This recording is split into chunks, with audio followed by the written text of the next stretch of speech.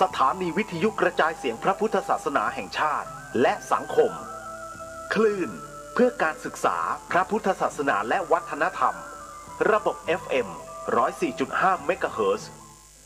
รายการต่อไปเป็นรายการคดีโลกคดีธรรม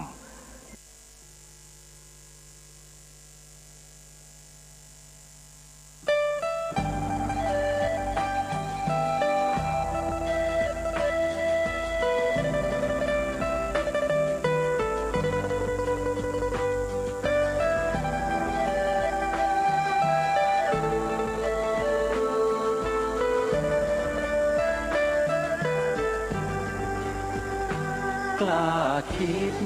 ก็ต้องกล้าทำอย่ากลัวถ้าทำความดีเป็นศึกษาปัญหาให้ทันท่วงทีเมืองไทยจะพัฒนากว่านี้รายการดีคดีโลกคดีธรรมขอรำพันบรรยายความคิดเครื่องหมายแห่งสีทั้งสามงามถนัดขาวคือบริสุทธิ์สีสวัสดิ์หมายพระไตรรัตน์และธรรมะคุ้มจิตไทย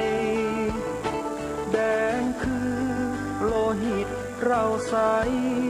ซึ่งยอมสละได้เพื่อรักษาชาติศาสนาน้ำเงินคือสีโสภาอันจอมประชาถ้าโปรดเป็นของส่วนองค์จัดริ้วเข้าเป็นไตรรงค์จึงเป็นสีธงที่รักแห่งเราชาวไทยทหารอวตารนำไปยงยุทธวิชัยวิชิตก็ชูเกียรติสยามประเทศไทยที่เจริญมั่นคงมาได้จนถึงทุกวันนี้มิได้เกิดขึ้นจากความหวาดกลัวอย่างคลาดเขลาแต่บรรพบุรุษไทยของเราทุกยุคทุกสมัยล้วนแต่มีความกล้าหาญและชาญฉลาดปกป้องเอกราชสร้างชาติให้เกิดความมั่นคงโดยมีธงแห่งพระไตรรัตน์เป็นเครื่องนำชัยจึงเป็นที่มาที่ไปของรายการคดีโลกคดีธรรมกล้าคิดก็ต้องกล้าทำอย่ากลัวถ้าทำความดีเป็นศึกษาปัญหาให้ทันท่วงทีเมืองไทยจะพัฒนากว่านี้รายการดีคดีโลกคดีธรรมรายการดีคดีโลกคดีธรรม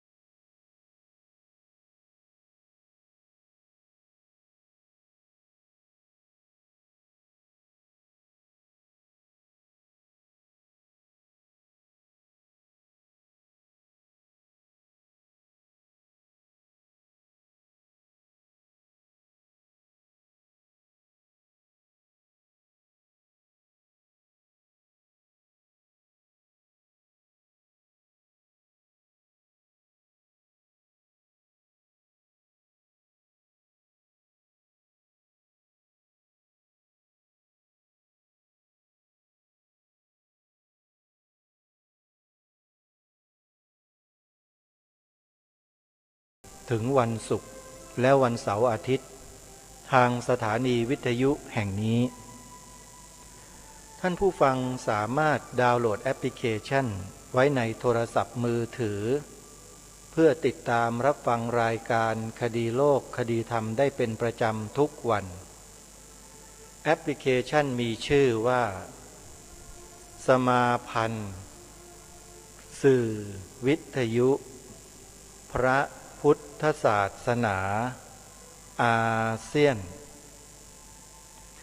สมาพันธ์สื่อวิทยุพระพุทธศาสนาอาเซียนเป็นแอปพลิเคชันเพียงหนึ่งเดียวที่มีธรรมะออกอากาศมากที่สุดในโลกมีความหลากหลายของเนื้อหาของบุคลากรหรือว่าครูบาอาจารย์ที่บรรยายถ่ายทอดธรรมะให้แก่พวกเราได้สดับรับฟังกันตลอด24ชั่วโมงท่านสามารถดาวน์โหลดไว้ในโทรศัพท์มือถือของท่านได้และยังสามารถบอกให้ผู้อื่นดาวน์โหลดได้อีกด้วยอนุโมทนาบุญกับทุกท่านไว้ณโอกาสนี้ท่านสาธุชนทั้งหลายบุญประเพณีสำคัญของชาติผ่านไปเมื่อวานนี้ทางรายการนั้นได้เตรียมข้อมูลเอาไว้แต่ก็ไม่ได้นำมาเสนอเพราะเมื่อวานนี้พูดติดพันในเรื่องสำคัญก็เลยไม่ได้ปรารภวันนี้ก็เลยจะขอหยิบยกวันประเพณีสำคัญของชาติ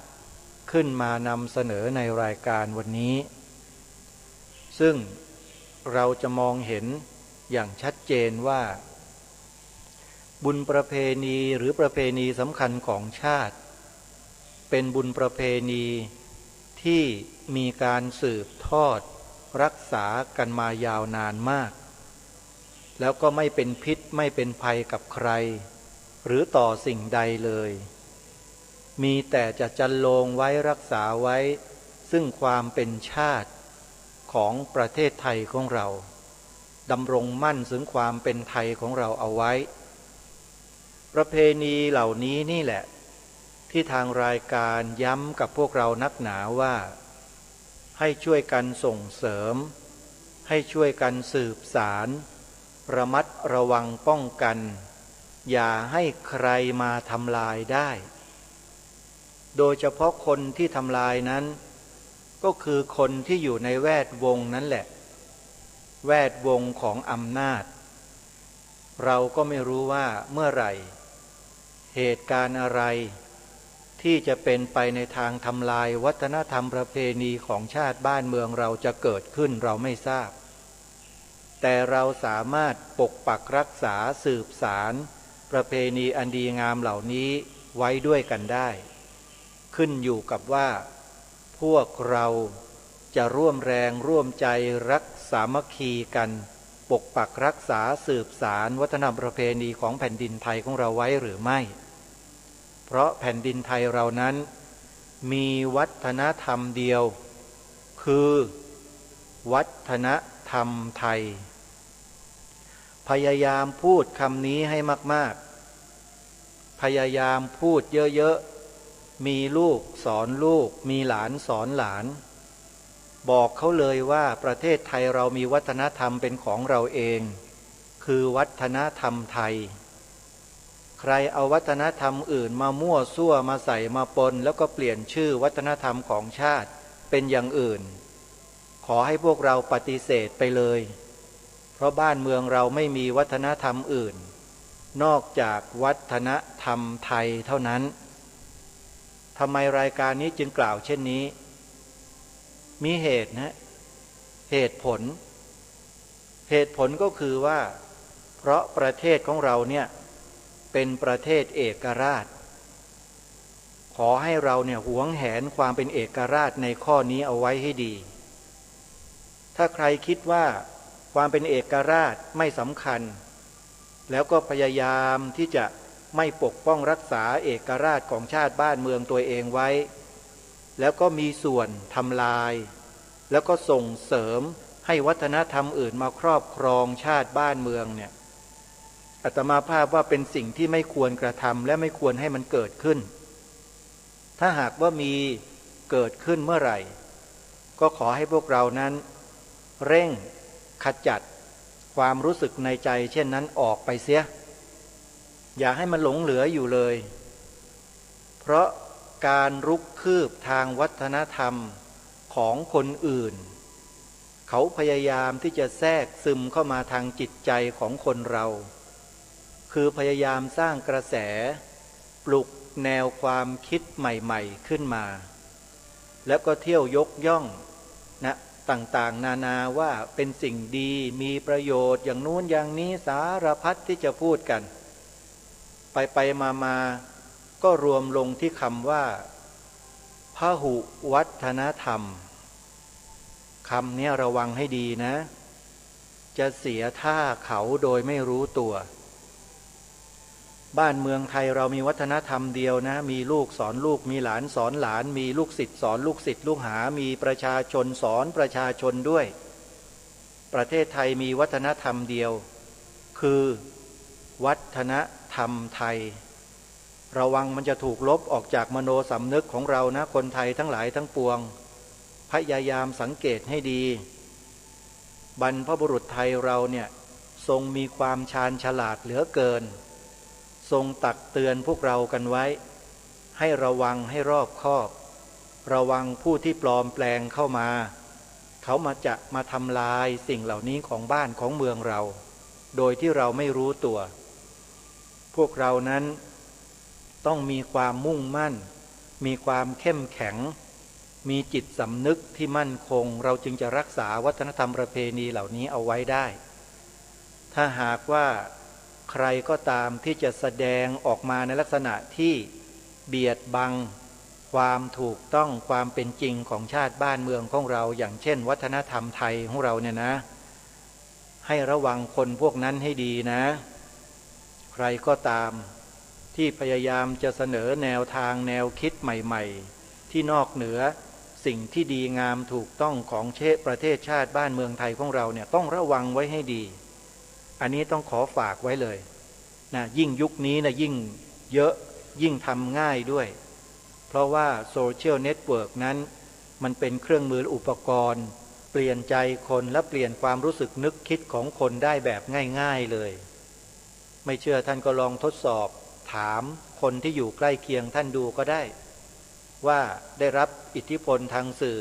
แล้วมีความคิดความเห็นที่เปลี่ยนแปลงไปมากน้อยเพียงใดทางรายการเคยเสนอให้พวกเราสอบถามคนในครอบครัวเรานั่นแหละไม่ต้องไกลหรอกถามเขาดูสิถามลูกถามหลานถามสามีถามภรรยาที่อยู่ใกล้ๆเรานี่แหละถามเขาสิว่าประเทศไทยเรามีศาสนาอะไรเป็นศาสนาประจำชาติทดสอบดูสิไม่เชื่อลองดูนะถ้าหากว่าตอบเป็นเสียงเดียวกันแปลว่ายังมีจิตสำนึกอยู่แต่ถ้าหากว่าตอบไปคนละเรื่องคนละทางนั่นหมายความว่าจิตสำนึกได้ถูกทำลายลงคนเราเมื่อถูกทำลายจิตสำนึกในข้อนี้ลงแล้วเนี่ยสิ่งอื่นๆมันก็จะไหลเข้ามาสู่จิตใจของเขาได้โดยง่ายๆมันจะปลอมแปลงปนเปื้อนใส่เข้ามาทุกวันทุกวันทุกวันพวกเราเองไม่รู้ตัวแล้วก็กลายเป็นแนวร่วมมุมกลับเป็นเครื่องมือให้กับผู้อื่นโดยไม่รู้ตัวเหมือนกันเช่นปฏิเสธคัดค้านไม่ให้พระพุทธศาสนาเป็นศาสนาประจำชาติไทยเนี่ยใครถ้าคัดค้านข้อนี้นะท่านตั้งข้อสังเกตคนนั้นไว้ได้เลยว่าเขาได้ถูกทำลายจิตสำนึกของความเป็นไทยลงไปแล้วไม่มากก็น้อยเพราะนี่คือตัวชี้วัดว่าเขาคือคนไทยที่มีจิตสำนึกในความเป็นไทยจริงหรือไม่หรือยังมีอยู่หรือไม่อาศัยเพียงข้อนี้ข้อเดียวเนี่ยก็กินขาดแล้วท่านไม่เชื่อท่านลองถามดูก็ได้เพื่อนท่านเพื่อนร่วมงานท่านพี่น้องมิตรสหายของท่านลูกศิษย์ลูกหาของท่านเ พื่อนสหธรรมิกฝ่ายบรรพชิตฝ่ายคฤหัสถ์ญาติโยมถามดูแล้วท่านจะรู้ว่าเขามีแนวความคิดเป็นอย่างไรเรื่องนี้ไม่ใช่เรื่องธรรมดาเป็นเรื่องตายของวัฒนธรรมของชาติบ้านเมืองของเราทีเดียวรายการคดีโลกคดีธรรมพยายามที่จะมาย้ำมาบอกกับพวกเราว่าขบวนการทำลายล้างความเป็นไทยเนี่ยมันเกิดขึ้นมีขึ้นมาตั้งนานแล้วแต่มันไม่กล้าแสดงออกแต่ปัจจุบันนี้เริ่มแสดงออกชัดเจนขึ้นเห็นกันง่ายขึ้นติดตามดูกันง่ายขึ้นแต่มาถึงเวลานี้คนไทยเราก็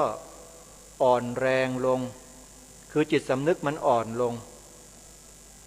เพราะอะไร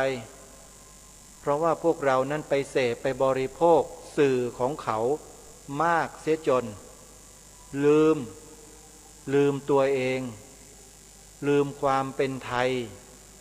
ลืมว่าประเทศไทยเราเป็นเอกราชลืมเลยพอลืมแล้วทีนี้แหละจะมาช่วยปกป้องรักษาสืบสารความเป็นไทยนั้น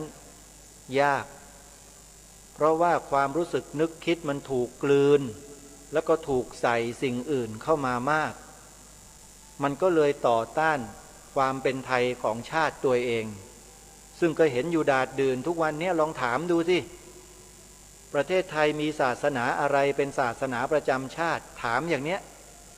ลองถามดูเพื่อตรวจสอบดูก็ได้นะลองดูนะท่านผู้ฟังที่กำลังสดับรับฟังรายการคดีโลกคดีธรรมอยู่ท่านถามตัวเองดูก็ได้ว่าท่านมีจิตสำนึกของความเป็นคนไทยเหลืออยู่กี่เปอร์เซ็นต์เหลืออยู่มากหรือน้อยถามตัวเองแล้วลองตอบดูสิคำตอบนั้นแหละจะเป็นตัวบ่งบอกว่าตัวท่านมีความเป็นไทยมีจิตสำนึกเหลืออยู่เท่าไหร่นะคำถามก็คือประเทศไทยเนี่ยมีศาสนาอะไรเป็นศาสนาประจำชาติแค่นี้แหละฝ่ายศัตรูเนี่ยนะพยายามเหลือเกินที่จะไม่ให้เกิดความรู้สึกนึกคิดเช่นนี้ขึ้นแก่คนไทยในประเทศไทยท่านเชื่อไหมพวกนี้มันไม่ต้องการให้ศาสนาพุทธเป็นศาสนาประจำชาติเพราะพวกนี้มันไม่ได้นับถือไม่ได้ศรัทธาไม่ได้มีความเคารพเป็นใครไม่รู้อาตมาภาพไม่ทราบแต่มีแนวความคิดแบบนี้อยู่ในสังคมไทยไปลองไปสอบถามดูในโลกโซเชียลเน็ตเวิร์กดูก็ได้แล้วท่านจะเห็นไอ้แนวความคิดที่ตรงกันข้ามกับบ้านเมืองเราอ่ะมันสอดแทรกอยู่ในระบบโซเชียลเน็ตเวิร์กในระบบของสื่อสารมวลชนในระบบของผู้มีอิทธิพลมีอำนาจมีตำแหน่งหน้าที่เยอะแยะมากมายลองสอบดูเดี๋ยวจะหาว่ารายการนี้โมเมขึ้นมาลูกหลานใครเป็นข้าราชการในปัจจุบันบ้างนั่นแหละดีนักแลข้าราชการเนี่ยสอบง่ายนะเพราะข้าราชการนั้นเขาจะต้องมีจรรยาบรรณของความเป็นข้าราชการไทยอยู่ประการหนึ่งก็คือเขาต้องปกปักรักษาเทิดทูนบูชาไว้ซึ่งสถาบันสูงสุดของชาตินี่คือคุณสมบัติของข้าราชการไทยถ้าข้าราชการไทยคนไหนไม่เป็นเช่นนั้นนั่นก็หมายความว่าข้าราชการคนนั้นเริ่มอ่อนแอทางด้านจิตสำนึกแล้วอย่างที่รายการเคยบอกกับทุกท่านไปว่าสถาบันหลักของชาติไทยของเรานั้นมี3 สถาบันแล้วถ้าหากว่าท่านถามลูกหลานของท่านที่เป็นข้าราชการอยู่ในปัจจุบันนี้ที่รับราชการอยู่ว่า3 สถาบันนั้นมีสถาบันอะไรบ้างถ้าลูกหลานของท่านตอบคำตอบนั้นแหละจะเป็นตัวชี้วัดว่าลูกหลานท่านมีจิตสำนึกของความเป็นไทยหรือไม่อาตมาภาพขอย้ำอีกครั้งหนึ่งว่าสถาบันหลักของชาติไทยทั้ง3 สถาบันนั้นมีอยู่ดังนี้ 1. สถาบันชาติไทย 2. สถาบันพระพุทธศาสนา 3. ส สถาบันพระมหากษัตริย์ถ้าใครตอบนอกเหนือจากนี้แปลว่าผิดเพี้ยนบูดเบี้ยวแล้วก็อาจจะเป็นศัตรูของบ้านเมืองของเราเองด้วยซ้ำไประวังให้ดีนะเรื่องนี้ระวังให้ดีอย่าทำเป็นเล่นๆขอบอกว่าอย่าทำเป็นเล่นเพราะว่าคนที่มุ่งหวังจะเปลี่ยนแปลงวัฒนธรรมประเพณีวิถีชีวิตของชนชาติไทยเนี่ยมันมีอยู่จริงและมันพยายามที่จะกระทำให้เป็นเช่นนั้นจริงๆอาตมาภาพไม่สามารถจะมาพูดณที่นี้ได้แต่ถ้าหากท่านต้องการจะรู้ก็ไปเปิดดูคลิปของอปพสเขาเองไปดูของหม่อมช้างกันเองเถอะแล้วท่านจะรู้ว่ามันเกิดอะไรขึ้นคือย้ำแล้วย้ำอีกบอกแล้วบอกอีกเดี๋ยวจะหาว่ารายการนี้ปกปิดไม่ยอมกล่าวไม่ยอมพูดไม่ยอมบอกแล้วบอกให้เดินไปดูก็เดินไปสิฮะจะมานั่งอยู่เฉยๆแล้วเมื่อไหร่จะรู้กันล่ะไปเปิดดูกันสิฮะคลิปอปพสและคลิปของหม่อมช้างไปดูกันได้แล้วท่านก็หายสงสัยเองนะฮะเพราะฉะนั้นเรื่องหลักการของชาติบ้านเมืองเสาหลักของชาติบ้านเมือง3 สถาบันของชาติบ้านเมืองเนี่ยคนไทยจะสอบผ่านหรือสอบตกมันก็อยู่ที่ท่านมีคำตอบเป็นอย่างไรนั่นเองกับคำถามที่ทางรายการได้หยิบยกขึ้นมาถามทุกท่านถามว่าประเทศไทยมีศาสนาอะไรเป็นศาสนาประจำชาติลองตอบดูนะถ้าใครตอบถูกก็ถูกถ้าใครตอบผิดมันก็ผิดแล้วเชื่อไหมว่ามีคนไทยตอบผิดกันเยอะกับคำถามข้อนี้ท่านเชื่อไหมแล้วท่านลองคิดดูสิว่าคนไทยตอบคำถามประเทศไทยตัวเองผิดเนี่ยมันหมายความว่าอย่างไร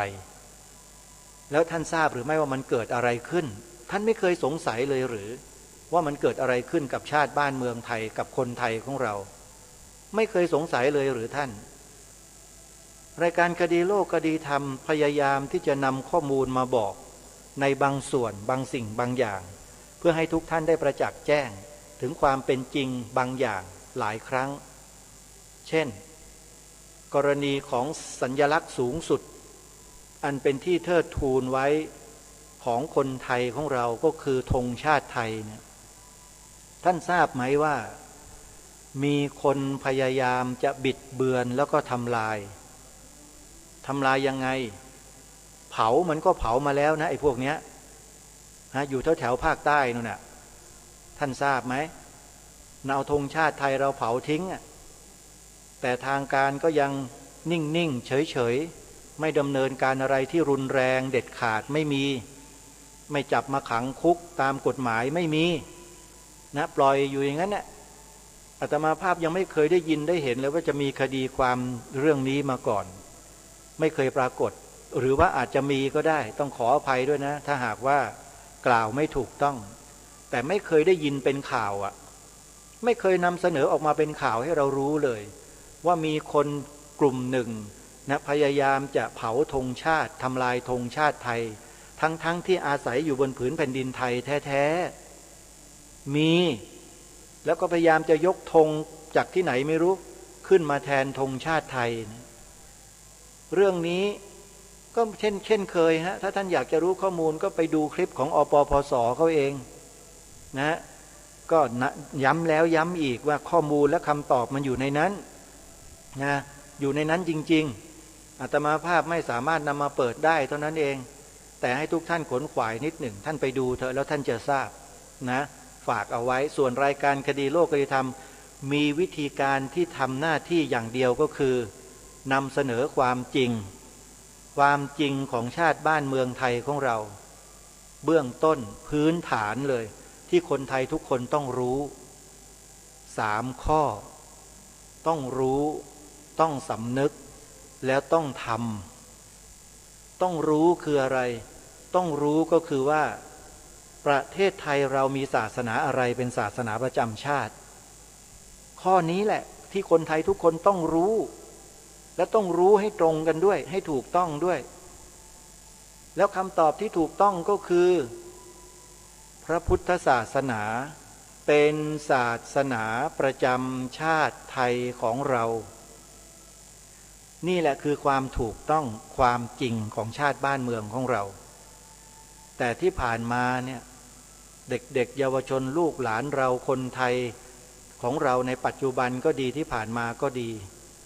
ไม่ได้รับการสนับสนุนส่งเสริมให้ทำรงรักษาซึ่งความเป็นไทยในข้อนี้เอาไว้เลยทางการไม่เคยบูรณาการสิ่งนี้เข้าไปในความรู้สึกนึกคิดของคนไทยเลยไม่มีท่านไปดูท่านหน่วยงานไหนก็ไม่มีเขาไม่เคยมาพูดแบบรายการคดีโลกคดีธรรมนี้หรอกไปหามาจะมีใครพูดแบบนี้บ้างส่วนราชการส่วนไหนไม่มีอะฮะอาตมาภาพท้าได้เลยที่จะมายืนยันความถูกต้องและความจริงในลักษณะแบบนี้ไม่มีจึงทำให้อาตมาภาพก็สงสัยเหมือนกันว่าข้าราชการไทยปัจจุบันเนี้ยมีความเปลี่ยนแปลงไปแล้วหรือข้าราชการไทยในประเทศไทยทั้งประเทศเนี้ยเปลี่ยนแปลงจุดยืนของความเป็นไทยของชาติตัวเองไปแล้วหรือสงสัยเพราะเท่าที่สอบถามเท่าที่ติดตามข้อมูลมาเนี่ยนะไม่เคยมีเลยโยมไปที่ไหนที่ไหนก็ไม่เคยได้ยินเลยว่าเขาจะรณรงค์และช่วยกันนำเสนอสิ่งที่รายการคดีโลกคดีธรรมได้เสนอไปคือให้กล่าวให้พูดให้สอนให้เรียนพระพุทธศาสนาเป็นศาสนาประจำชาติไทยของเราเนี่ยไม่มีเลยเมื่อไม่มีเช่นนี้แล้วจะให้อาตมาภาพไม่สงสัยได้อย่างไรก็ต้องมีสิทธิสงสัยใช่ไหมมีสิทธิ์สงสัยตลอดด้วยว่าทำไมเพราะอะไรและการสงสัยนี้ก็ไม่ใช่สงสัยเฉยๆนะสงสัยแล้วก็ไปสืบค้นหาข้อมูลเพิ่มเติมไปหาข้อมูลเพิ่มเติมไปศึกษาถึงขนาดว่าบทบัญญัติของรัฐธรรมนูญตั้งแต่เปลี่ยนแปลงการปกครองมาเนี่ยบทบัญญัติบางข้อที่เกี่ยวกับการนับถือศาสนาในประเทศไทยเนี่ยอาตมาภาพก็ไปดูมาตราดังกล่าวเนี่ยตั้งแต่ฉบับแรกมาจนกระทั่งถึงฉบับปัจจุบันปรากฏว่ามีการเปลี่ยนแปลงมีการสอดใส่ถ้อยคำบางอย่างเข้าไปเรื่อยๆจนบางครั้งถึงขนาดใส่มาทั้งวรรคเลยมันมีผลต่อชาติบ้านเมืองของเรามากๆจริงท่านสาธุชนมันมีผลอย่างมากเลยนะเรื่องนี้เรื่องรัฐธรรมนูญมาตราที่ว่าด้วยการนับถือศาสนาเนี่ยฉบับแรกๆเนี่ยเขาเขียนไว้สั้นๆบรรทัดเดียว2 บรรทัดเองพอให้รู้แค่นั้นแหละแต่มาช่วงหลังๆเนี่ยพอมีการปฏิวัติบ่อยๆฉีกรัฐธรรมนูญร่างรัฐธรรมนูญบ่อยๆเข้าไอ้ช่วงที่ร่างนี่แหละมีคนเข้าไปใส่สอดใส่จนกระทั่งเป็นอย่างที่เราทราบเรารู้อาตมาภาพก็นำเอามาตราดังกล่าวในแต่ละช่วงของการร่างรัฐธรรมนูญเนี่ยนะหรือการแก้ไขรัฐธรรมนูญของประเทศไทยที่มีตั้งเขาว่ามีไม่รู้กี่ครั้งเนี่ยนะเอามาเทียบดูเห็นชัดเจนเลยว่ามีการเพิ่มเติมถ้อยคำที่ไม่น่าจะเกิดขึ้นใส่เข้ามาอาตมาภาพทำตารางเทียบเคียงรัฐธรรมนูญมาตราดังกล่าวนี้เอาไว้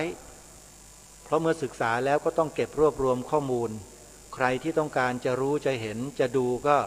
เดี๋ยวจะทำเป็นคลิป YouTube เทียบเคียงให้ท่านทั้งหลายได้เห็นได้ดูกันเขาทำกันแบบนี้นะท่านเขาเล่นกันแบบนี้เลยการจะเปลี่ยนแปลงบ้านเมืองนี้มันต้องลงทุนหน่อยลงทุนและใช้ระยะเวลาที่ยาวนานใช้การลงทุนมากแต่ลงทุนด้วยอะไรอาตมาภาพไม่ทราบแต่เชื่อว่าญาติโยมสาธุชนหลายคนคงทราบดีว่าเวลาเขาจะทำกฎหมายอะไรออกมาแต่ละฉบับแต่ละมาตราอะไรต่างๆเนี่ยเขาใช้เงินทุนใช้งบประมาณเท่าไหร่อย่างไรหรือไม่อาตมาภาพไม่ทราบแต่เชื่อว่าญาติโยมหลายท่านบางท่านทราบเรื่องนี้ดี ราะฉะนั้นจึงหายสงสัยบางกรณีว่าทำไมจึงเป็นเช่นนี้นี่แหละคือสิ่งที่รายการคดีโลกคดีธรรมรู้แล้วเห็นแล้วเข้าใจแล้วก็นำมาบอกกับทุกท่านให้ท่านได้รับรู้รับทราบไว้ด้วยกันด้วยว่าเหตุไฉนคนไทยจึงห่างเหินจิตสำนึกของความเป็นไทยเนี่ยลดน้อยถอยลงไปเรื่อยๆก็เพราะมันมีเหตุมีปัจจัยหลายๆอย่างที่ถูกกระทำให้เกิดการเปลี่ยนแปลงเขาไม่ได้ทำปี2 ปีนะโยม60 ปี70 ปี80 ปีเขาทำตลอดเวลาทำทีละนิดทำทีละหน่อยทำทีละน้อยค่อยๆคืบเข้ามาค่อยๆนั่นเข้ามาจนกระทั่งเขาประเมินสถานการณ์แล้วว่าคนไทยเนี่ยเงียบ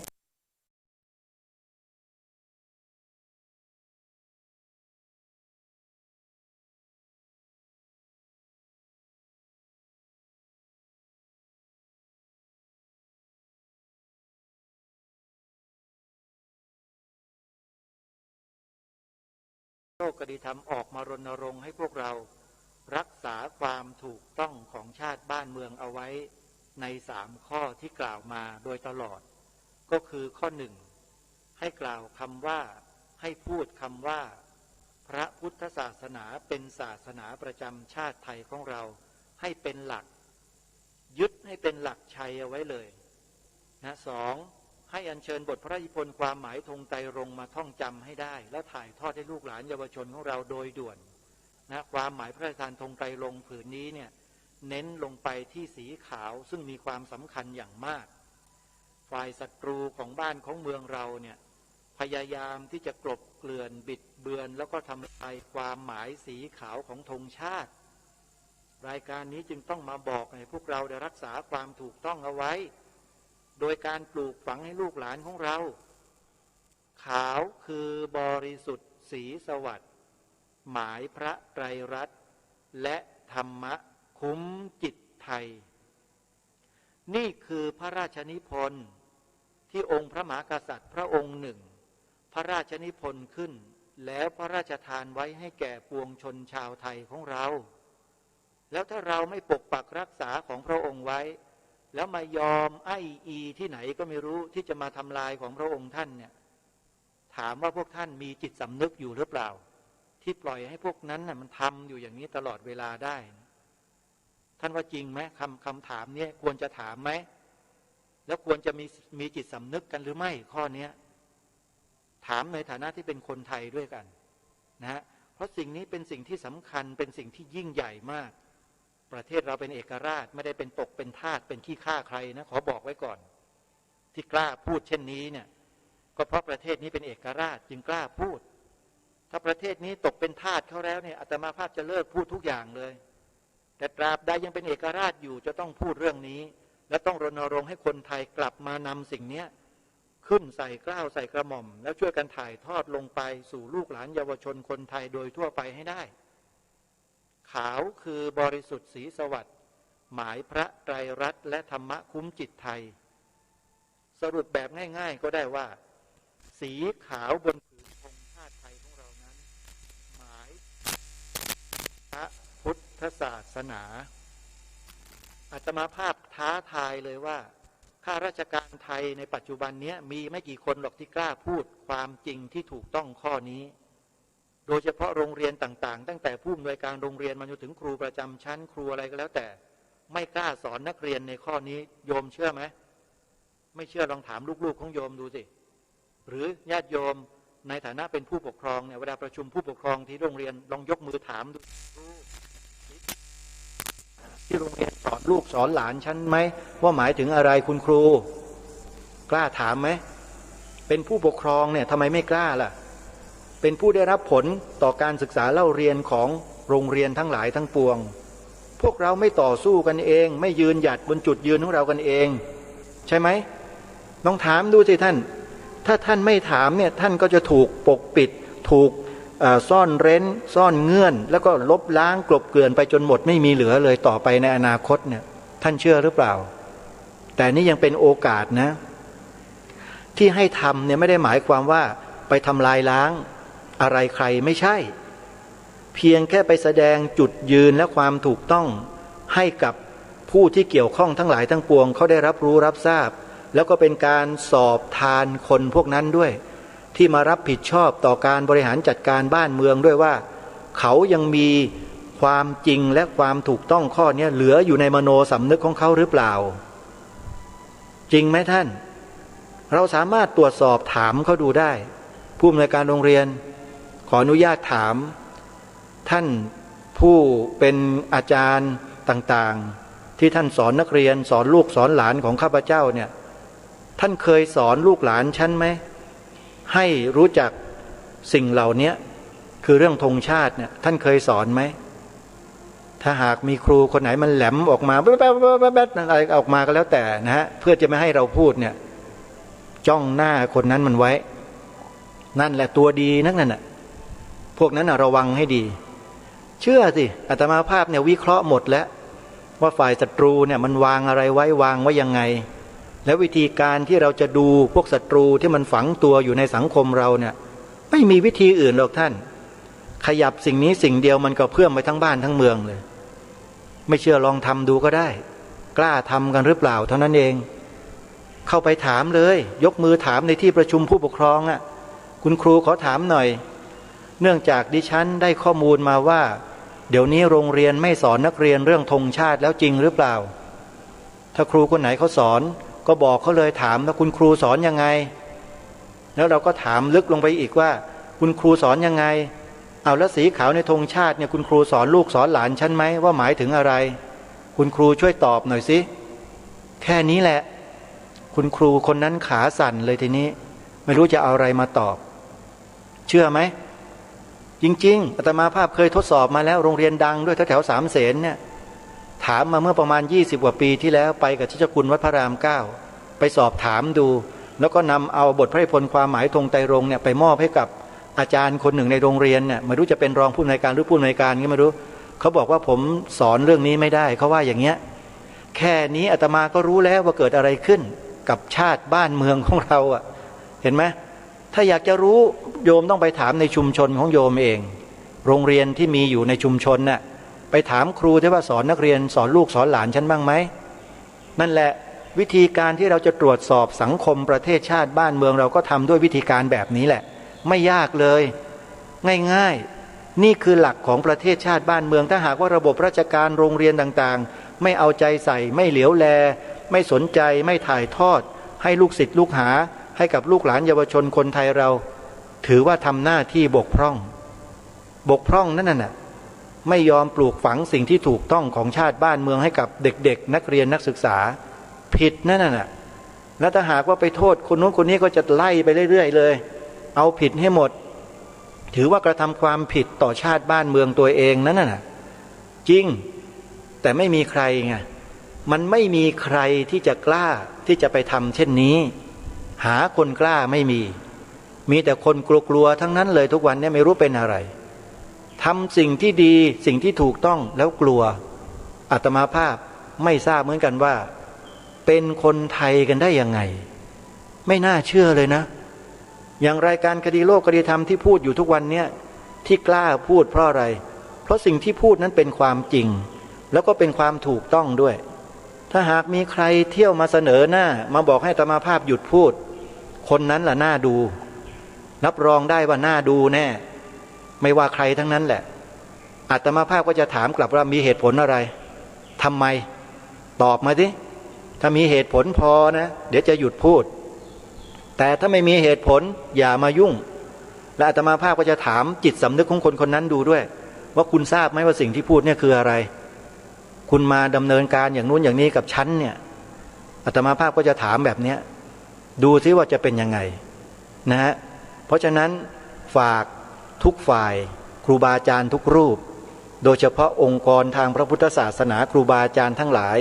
ที่รู้จักกันในนามของสมาคมชมรมมูลนิธิต่างๆแม้แต่สมัชชาชาวพุทธในหลายๆจังหวัด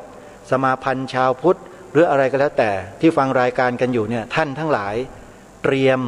ช่วยกันเถอะวิธีการแบบนี้แหละที่เราสามารถที่จะเอาชนะแนวความคิดที่ผิดที่มันกำลังสอดแทรกลูกหลานเยาวชนคนไทยของเราได้แนวคิดผิดนะอา อาตมาภาพไม่ได้พูดถึงตัวบุคคลนะแนวคิดที่มันผิดที่มันบิดเบือนกลบเกลื่อนทำลายล้างความเป็นชาติไทยของเราด้วยวิธีการแบบเนี้ยเราก็สามารถจะลบล้างมันลงได้ด้วยวิธีการนำเสนอแต่สิ่งที่ถูกต้องเหล่านี้ไปเรื่อยๆมีลูกสอนลูกมีหลานสอนหลานสอนบอกเขาไปเลยว่าสีขาวในธงชาติไทยของเรานั้นหมายถึงพระพุทธศาสนาเท่านั้นสอนแบบนี้เลยสอนแบบนี้เลยอย่าไปยกเว้นอะไรให้ใครทั้งนั้นไม่ได้เพราะพวกเราเนี่ยใจมันอ่อนมันเมตตาแบบไม่มีปัญญากันเนี่ยจึงถูกพวกฝ่ายศัตรูที่มันไม่มีความเมตตาปราณีที่มันฆ่าเราได้ตลอดเวลาเนี่ยนะมันครอบงำทางความคิดเราหมดใครก็ไม่รู้แหละก็ไปดูแต่ไอ้พวกเผาธงชาติที่ว่าไปเมื่อตอนต้นรายการนั่นแหละนะไปดูกันได้นะฮะนั่นแหละคือพวกนั้นแหละทำลายอย่างเดียวพวกนี้เพราะก็มีแนวความคิดว่าไงรู้ไหมการทำลายนั่นแหละคือสาเหตุแห่งการสร้างสรรค์คำนี้อาตมาภาพได้ยินจากคำบรรยายของท่านเจ้าพระคุณสมเด็จพระพุทธโฆษาจารย์ปอ.ประยุตโตท่านได้บรรยายไว้ที่โรงพยาบาลวิชัยยุทธเมื่อปีพระพุทธศักราช 2544 ใครอยากจะฟังบ้างเตรียมปากกามาจดไปเปิดดูใน YouTube แล้วฟังดูฟังนะโยมชื่อคลิปวิดีโอนี้นะไปฟังดูนะภัยแห่งพระพุทธศาสนาในประเทศไทยภัยแห่งพระพุทธศาสนาในประเทศไทยปอ.ประยุตโตพิมพ์ให้ครบนะฮะแล้วท่านจะเจอคลิปนี้ภัยแห่งพระพุทธศาสนาในประเทศไทยปอ.ประยุตโตเดี๋ยวจะนำมาเปิดให้ฟังก็ได้ถ้าใครสนใจฟังเนี่ยแม้แต่พระเดชพระคุณท่านเจ้าคุณพระพรหมบัณฑิตอดีตอธิการบดีมหาวิทยาลัยมหาจุฬาลงกรณราชวิทยาลัยก็เคยพูดเรื่องนี้เอาไว้เหมือนกันพูดถึงแนวคิดSecularism คารวาสนิยมที่ถูกนำมาใช้ในประเทศไทยในเมืองไทยของเราเนี่ยแต่ไม่มีใครโต้แย้งไม่มีใครคัดค้านนิ่งเฉยปล่อยให้มันเกิดให้มันมีให้มันเป็นครอบงำความรู้สึกนึกคิดของคนไทยเราอยู่นั่นแหละปล่อยอยู่อย่างนั้นแหละพอพวกเราออกมารุกมาฮือขึ้นมาก็ถูกโจมตีด้วยสื่อแมลงวันพวกสื่อแมลงวันก็โจมตีพวกเราบอกว่าเป็นพวกอย่างนั้นอย่างนี้ต่างๆนานาสารพัดให้เสียหายเขาวางแผนวางอะไรไว้เยอะไอเราก็รู้เท่าทันอยู่หรอกแต่วิธีการต่อสู้ของพวกเราเนี่ยมันสู้แบบมวยวัดที่ผ่านมานะที่ผ่านมาเนี่ยสู้แบบมวยวัดตาต่อตาฟันต่อฟันออกไปเคลื่อนไหวหน้ารัฐสภาออกไปเคลื่อนไหวหน้าทำเนียบรัฐบาลออกไปเดินธรรมญาตราเดินขบวนอะไรก็แล้วแต่นี่เขาเรียกว่าสู้แบบมวยวัดตอนนี้เลิกแล้วไม่ได้สู้แบบนั้นแล้วใช้วิธีการสู้แบบใหม่แบบไหนอย่างไรเดี๋ยวญาติโยมก็ทราบเองเพราะตอนนี้ชาวพุทธองค์กรชาวพุทธต่างๆเริ่มประชุมแบบลับๆแล้วก็วางแผนงานกันแบบลับๆเพื่อช่วยกันทำหน้าที่รายการคดีโลกคดีธรรมไม่ได้ไปประชุมกับเขาหรอกแต่รู้ข้อมูลมาแล้วก็ทำด้วยวิธีการที่ถนัดที่ทำอยู่ทุกวันนี้เท่านั้นเองไม่ได้มีเคล็ดลับไม่ได้มีอะไรมากมายหรอกคืออยู่บนจุดยืนอันนี้เอาไว้ก็แล้วกันรับรองได้ว่าไม่ตกไม่หล่นไม่พังแน่เพราะนี่คือความถูกต้องของชาติบ้านเมืองมีสัญลักษณ์เอกลักษณ์อัตลักษณ์ของความเป็นไทยยืนยันเป็นหลักฐานตลอดกาลก็คือธงชาติไทยนั่นเองใครจะมาเบียดบังเบียดเบียนบดบังมาทำลายยากเป็นไปไม่ได้นอกจากจะใช้ไฟสงครามทำลายล้างชีวิตล้างเผ่าพันธุ์เท่านั้นแหละคือฆ่าคนไทยให้ตายทั้งประเทศนั่นแหละถึงจะเปลี่ยนได้แต่ถ้าเรายังอยู่บนจุดยืนกันแบบนี้นะให้ใครมาทำลายเรายังไงก็ทำไม่ได้แต่ไม่ได้หมายถึงว่าอยู่นิ่งๆนะอย่านอนใจนะ ต้องช่วยกันใช้วาจาให้เป็นประโยชน์พูดออกไปเลยตามที่ทางรายการแนะนำนี่แหละนะฮะท่องจำเอาไว้สอนลูกสอนหลานอบรมศีลธรรมค่ายเยาวชนค่ายคุณธรรมค่ายจริยธรรมอบรมเด็กนักเรียนนักศึกษาสอนบอกเขาอย่างนี้บอกให้มันชัดๆไปเลยว่าสีขาวในธงชาติเนี่ยหมายถึงพระพุทธศาสนาแล้วก็อัญเชิญบทพระราชนิพนธ์ความหมายธงไตรรงค์พระราชทานนี่แหละมาอ้างให้เขาเห็นหลักฐานให้ชัดเจนแล้วบอกเขาด้วยว่าพวกเราต้องจงรักภักดีต่อสถาบันพระมหากษัตริย์ถ้าเราไม่จงรักภักดีต่อสถาบันพระมหากษัตริย์สิ่งทั้งหลายทั้งปวง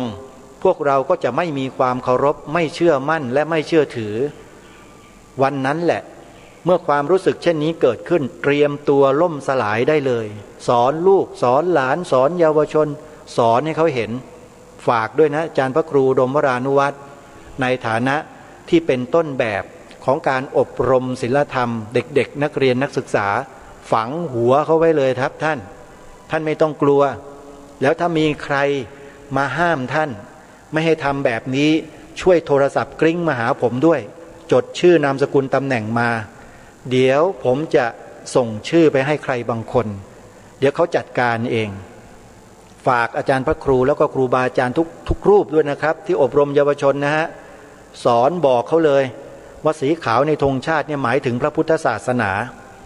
แล้วอย่าลืมอัญเชิญบทพระราชนิพนธ์ความหมายธงไตรรงค์ไปเป็นข้ออ้างเป็นหลักฐานด้วยนะไม่เช่นนั้นเด็กไม่เชื่อนะไม่มีหลักฐานนะขาวคือบริสุทธิ์ศรีสวัสดิ์หมายพระไตรรัตน์และธรรมะคุ้มจิตไทยอ่านให้เขาฟังแล้วตีความให้เขาฟังด้วยขาวคือบริสุทธิ์ศรีสวัสดิ์คำว่าบริสุทธิ์ศรีสวัสดิ์นั้นหมายถึงเพียวทรายไม่มีอะไรเจือปนนี่คือพระราชอัจฉริยภาพของล้นเกล้ารัชกาลที่6เห็นไหมล่ะใครจะบอกว่าหมายถึงศาสนาอื่นไม่ได้เพราะว่าพระองค์ท่านทรงกำกับไว้แล้วว่าคือบริสุทธิ์ศรีสวัสดิ์มันจะมีอะไรมาเจือปนไม่ได้แล้วก็ทรงให้ความหมายว่าหมายพระไตรรัตน์และธรรมะคุ้มจิตไทยอธิบายให้เด็กๆเขาเข้าใจแบบนี้อย่าไปอ่านให้เขาฟังเฉยๆโดยที่ไม่อธิบายความนะครับนะอันนี้ขอฝากไว้จริงๆเวลาทำงานแบบนี้นะฮะจะต้องมั่นคงและจะต้องหนักแน่นและจะต้องกล้าท้าทายคนทุกฝ่ายทุกส่วนเลยในประเทศนี้ว่าให้มายันกันดูซิว่าคุณเอาหลักฐานอะไรจะมาลบล้างสิ่งนี้บ้างนอกจากว่าเอาข้างเข้าถูเนี่ยมันคืออะไรล่ะนั่นแหละคนพวกนั้นระวังให้ดีแล้วท่านก็เตรียมการจัดการเองแล้วกันจะเอาสนสะพายไปผูกหรือจะเอาเชือกผูกก็แล้วแต่ท่านอันนี้อยู่ที่ดุลพินิจและความสามารถของแต่ละท่านนะฮะแต่กระผมและอาตมาภาพนั้นเตรียมไว้หมดแล้วเครื่องไม้เครื่องมือที่จะผูกพวกนี้นะฮะมาเถอะมาขนาดใหญ่แค่ไหนก็เตรียมไว้หมดแล้วขอช้างก็มีแล้วโยมไม่ต้องกลัวนะสำหรับรายการคดีโลกคดีธรรมวันนี้ว่าจะอ่านบทความนะพิธีแรกนาขวัญเป็นบุญประเพณีหรือประเพณีสำคัญของชาติให้ฟังก็เลยไม่ได้อ่านพอดีพอพูดเรื่องนี้ทีไรแล้วติดลมทุกทีจริงๆแล้วเวลาเนี่ยที่จริงให้อีกชั่วโมงนึงก็ยังพูดได้นะเรื่องนี้โยมแต่เอาละเดี๋ยวพรุ่งนี้ค่อยว่ากันใหม่วันนี้เวลาของรายการหมดลงแล้วอาตมาภาพต้องขอสมมุติยุติไว้แต่เพียงเท่านี้ขอความสุขสวัสดีในธรรมแห่งองค์สมเด็จพระบรมศาสดาสัมมาสัมพุทธเจ้าจงปรากฏเกิดมีขึ้นในจิตใจของท่านผู้ฟังทุกท่านทุกคนเทอญ